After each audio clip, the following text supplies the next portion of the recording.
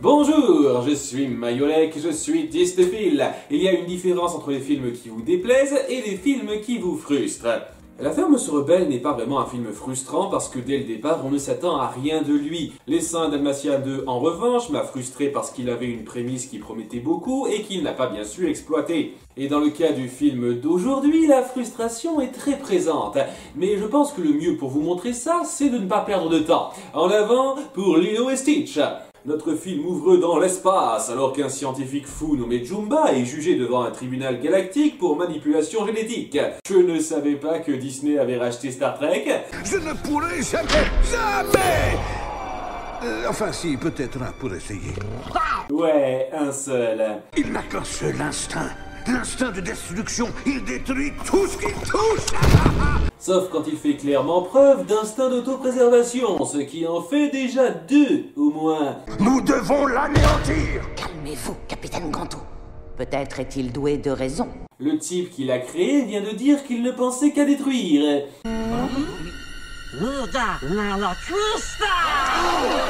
Oh non, il a dit quelque chose, une insulte, c'est la preuve irréfutable qu'il est irrécupérable. Et puis, petit détail qui me gêne, un chouïa. Pourquoi vous parlez tous la même langue terrienne plutôt que cette langue-là que vous semblez bien comprendre alors que vous jugez la Terre comme étant primitive? Des êtres intelligents? Non. Ah, c'est plus pratique pour le spectateur qui n'a pas à lire de sous-titres. Il est emmené pour être abandonné sur un astéroïde. Pourquoi ne pas le tuer tout de suite? Il n'y aurait pas eu d'histoire sinon? Et bien entendu, il parvient à s'échapper. Non, je retire ce que j'ai dit, c'est pas l'univers de Star Trek, c'est celui de Star Wars. Il a pris un vaisseau patrouille. Et il a pris le rouge. Ah oui, le klaxon dans l'espace, très utile. Pour quelqu'un d'axé sur la destruction, t'es pas très efficace tout de suite. Il s'échappe en hyperespace et se dirige comme par hasard vers la Terre. De l'eau, cette planète en est recouverte. Il ne survivra pas dans l'eau, sa densité moléculaire est trop élevée. Sauf s'il sait nager. Mais gros manque de bol, il n'atterrit pas tout à fait dans l'eau. Quelles étaient les chances? Nous devons détruire cette planète. Cash! On n'a jamais mesuré le danger que représente cette créature et je n'ai aucune idée de ce qu'il y a sur cette planète. Faites tout péter! T'es un peu une dirigeante de merde. Est-ce que je raconte un peu? Mais elle est stoppée par un spécialiste qui lui informe que le moustique de la Terre est une espèce protégée. D'accord. Agent Picli, à votre service. Bon sang, Éric Métayer, est-ce que t'as l'exclusivité sur le doublage de tous les Cyclopes verts? Et le film pond alors des excuses complètement bidons pour que Picli fasse équipe seule avec Jumba pour aller récupérer l'expérience 6 de 6 sur Terre. C'est parti pour la petite liste. Même si c'est pour une opération discrète, pourquoi vous limitez ça à 2 personnes? Vous pouviez facilement prendre d'autres types plus entraînés et leur faire suivre des directives de Jumba à distance. D'autres types qui pourraient davantage se fondre dans la masse ne serait-ce qu'en ayant 2 yeux. D'autres types qui pourraient empêcher le scientifique fou à qui tu autorises les armes et que tu laisses sous surveillance très réduite de faire n'importe quoi. Je sais pas si vous avez remarqué, mais je trouve la mise en place de départ légèrement conne. On passe enfin sur Terre où via une très belle chanson hawaïenne, on découvre notre seconde tête d'affiche qui a des passe-temps un peu étranges. Est-ce que le flash a fait tomber la boule de glace? La lumière ne marche pas comme ça. Lilo est un excellent personnage d'enfant, pour l'instant. Son côté puéril est très souvent mignon et montré de façon très unique. Elle a une imagination et une excentricité propre à elle qui la rendent à la fois amusante et touchante du fait qu'elle est vue en paria par les autres enfants. Bon, après, elle n'est pas irréprochable non plus. Comme lorsqu'elle enferme sa grande sœur dehors le jour de la visite de l'éducateur pour le plaisir de la faire chier. Qu'on se comprenne bien, c'est tout à fait normal qu'il y ait de l'animosité entre ces deux-là, surtout dans leur situation où leurs parents sont morts et Nani a énormément de mal à gérer sa nouvelle responsabilité de tutrice. C'est une situation très émouvante où il est totalement compréhensible qu'il y ait des moments de tension entre elles. Mais il y a 2-3 instants où l'animosité de Lilo est un peu trop gratuite à mon goût. Je sais qu'elle a 6 ans, mais c'est pas une raison pour mettre des bâtons dans les roues de sa sœur quand elle n'a rien fait pour. Je ne comprends pas une seconde ce qui justifie le fait d'avoir cloué la porte de l'intérieur, là. Je vais te mettre dans le mixeur, appuyer sur purée et te servir en tourte à l'éducateur. Bref, comme on peut s'y attendre, l'entretien ne se passe pas très bien. Vous avez 3 jours pour améliorer la situation.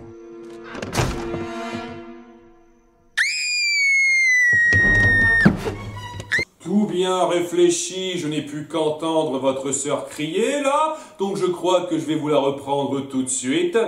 Le soir, en croyant voir une étoile filante, Lilo fait le vœu d'avoir un ami. Je sais pas, envoyez-moi un ange.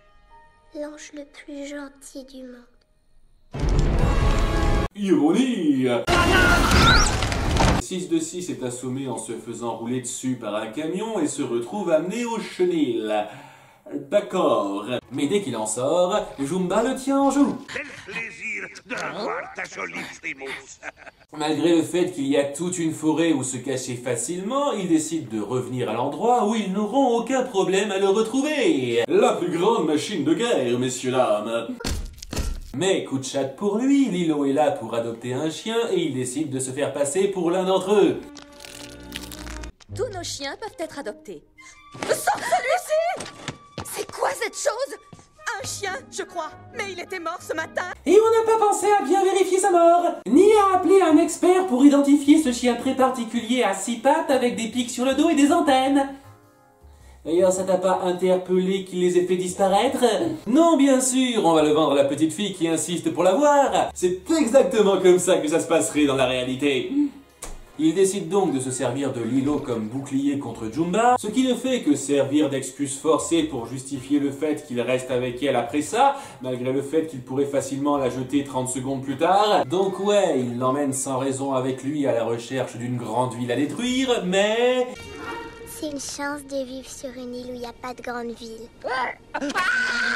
Ce qui ne devrait quand même pas l'empêcher de détruire toutes les habitations du coin vu que c'est censé être son seul instinct. Ou bien monsieur fait son difficile. Et qu'est-ce qui t'empêche de rechercher un moyen de te rendre sur le continent? C'est pas le trou du cul du monde ici, les bateaux et les avions passent dans le coin. Qu'on soit bien d'accord, je comprends parfaitement l'intention. Le but est de montrer Stitch désemparé parce qu'il ne peut pas faire la seule chose pour laquelle il a été créé. De ce fait, par dépit, il essaiera de s'intéresser à cette famille brisée qui l'accueille en essayant de s'y intégrer, mais en restant tiraillé par sa nature première. C'est une excellente idée, très joliment illustrée à de nombreux moments, mais il n'empêche que c'est amené de façon extrêmement forcée. Et ça gâche un petit peu l'immersion. Après un montage plutôt marrant sur Stitch qui a du mal à se faire à ce nouveau monde, Jumba et Pickly font une nouvelle tentative. Voyez ce que j'ai là. Les menottes. Tiens, prends ça. Vite, celle-là.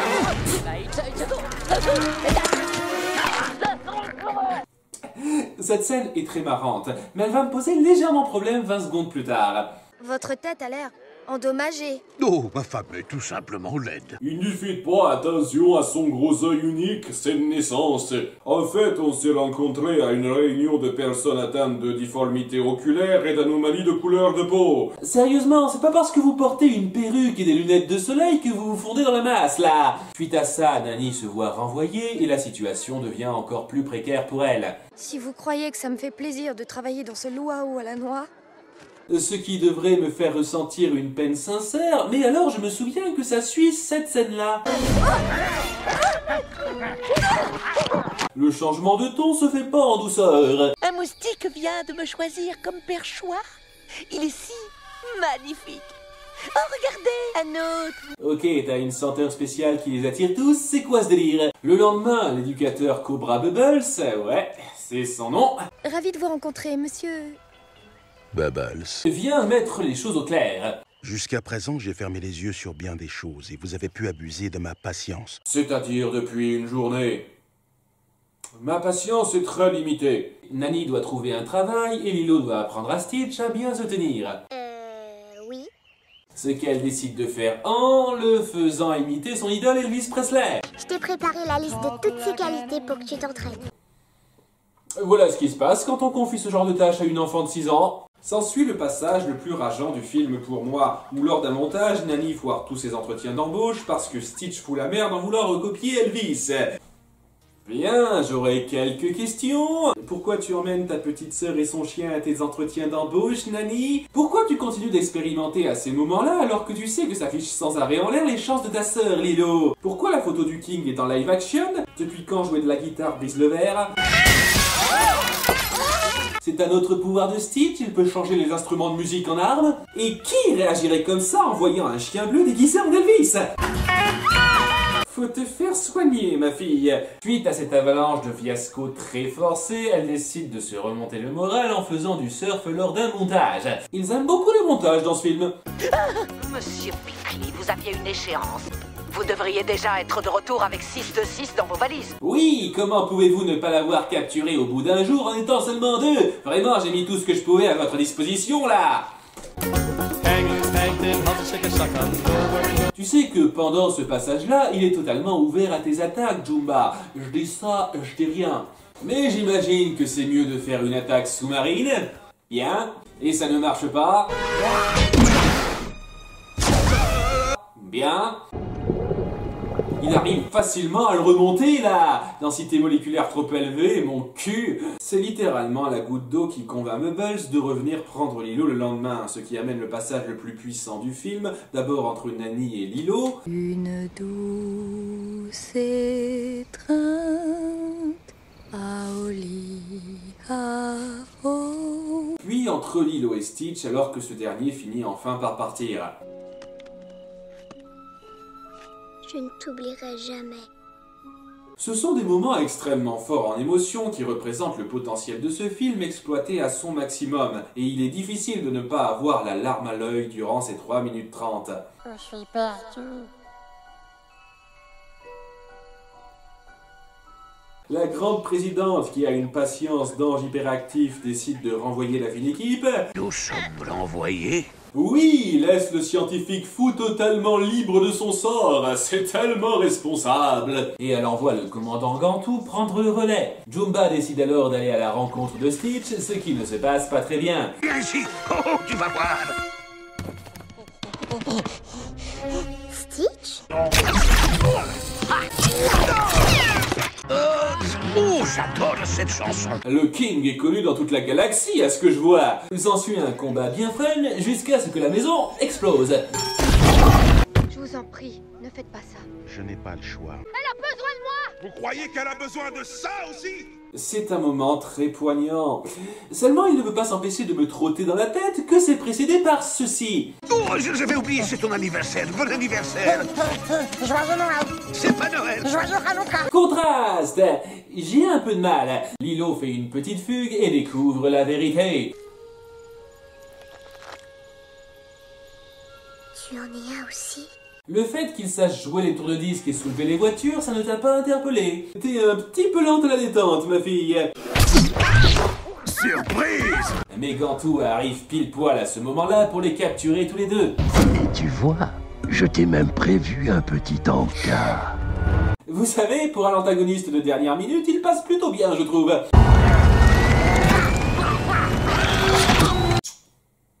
Apparemment, Stitch a aussi les pouvoirs d'Elastic Girl. Et tandis que Nani est dévastée par la disparition de Lilo et que Stitch, capturé par nos deux compères, se sent mal en voyant ça, comment cette triste situation va s'arranger? Quoi? Après tout ce que tu m'as fait voir, tu veux que je t'aide comme si de rien n'était? Oui. D'accord. D'accord, vous allez faire ce qu'il dit? Oui, il est très convaincant. Changement de ton! Vous arrivez à discerner mon problème, là?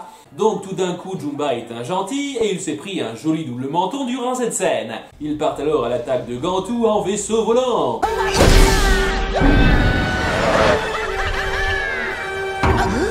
Comment tu pouvais prévoir exactement la direction qu'il allait prendre? Petit sauvage, ne touche pas à mon vaisseau! C'était pas un peu contre-productif de faire ça vu que tu veux le capturer? Après, il était peut-être sur les nerfs qu'on égratigne son vaisseau qu'il a gagné à Disney World. Enfin bref, après un peu d'action intense, il bat le méchant et sauve la belle. Lilo? Tu peux nous ramener sur la plage? Bien sûr, mais je vais devoir faire 2 voyages. Étant donné que le second voyage c'est juste Lilo et Stitch, le premier voyage a dû être légèrement encombré. Mais la présidente met le grappin sur Stitch parce que clairement il ne pouvait pas du tout voir venir ce type en se dirigeant vers la plage. Ce que le spectateur ne voit pas, le personnage ne le voit pas, et elle décide de virer Gantu en plus des deux autres parce qu'il n'a pas réussi à compléter sa mission au bout d'une heure. Tu connais vraiment pas la patience, ma grande. Les 3/4 des problèmes de la série sont de ta faute. Stitch peut dire au revoir.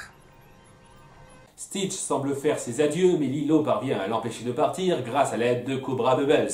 Les extraterrestres sont respectueux des lois. Votre visage m'est familier. CIA, Roswell, 1973. Ah mon dieu, la référence moisie. Tu veux pas parler de la zone 51 pendant que t'y es? Section 005, zone 51. Puis j'aimerais signaler que cet ancien type de la CIA mêlé à des activités extraterrestres s'est retrouvé comme par hasard éducateur pour le cas d'une petite fille qui comme par hasard a mis la main sur un alien en lien avec son passé. Le monde est petit. J'ai même sauvé la planète. J'ai fait croire aux extraterrestres que le moustique était une espèce en voie de disparition. Et tu pouvais pas citer de vrais animaux en voie d'extinction? Je te jure, ça manque pas par chez nous. Et ça se termine sur notre nouvelle famille agrandie qui vit un tas de nouvelles choses à travers un montage parce que ce film adore les montages. À la fois, j'aime sincèrement ce film et il me frustre horriblement. Les personnages principaux sont très marquants et la tragédie autour d'eux est vraiment poignante. La situation inextricable de Lilo et Nani, conjuguée au sentiment de Stitch qui a du mal à se trouver une place, tout ceci apporte bon nombre de moments extrêmement touchants. L'humour par moments est très efficace et amène des passages à se tordre de rire, notamment la dynamique entre Jumba et Pikli qui forment un excellent duo comique. Mais assez bizarrement, ça amène à l'un de mes deux gros problèmes avec le film et ça se mélange pas super bien. Ces deux registres très différents apportent beaucoup de contrastes pas du tout subtils qui me perdent un peu dans le ton que le film essaye d'avoir. C'est comme si on avait 7 scènes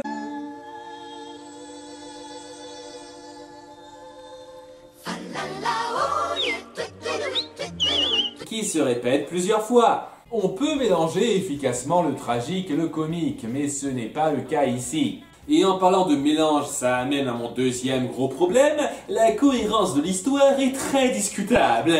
Énormément de moments se voient forcés pour essayer de faire progresser cette situation d'entre-deux mondes comme les scénaristes le souhaitent, et ce faisant, l'intrigue regorge de ficelles foireuses et illogiques tout le long du film. Ce qui est fort dommage parce que ce film avait le potentiel d'être l'un des plus grands Disney de tous les temps, avec ses personnages mémorables et ses thèmes forts, mais la mise en place est bien trop mal gérée pour que ça dépasse le stade du bien à mes yeux. Ça reste un film que je vous recommande, mais il n'a pas tout à fait sa place au panthéon Disney pour moi. Après, est-ce que sa suite a empiré ou arrangé les choses? C'est ce que nous verrons la prochaine fois. C'était Mayoek, et n'oubliez pas d'être Disneyphile.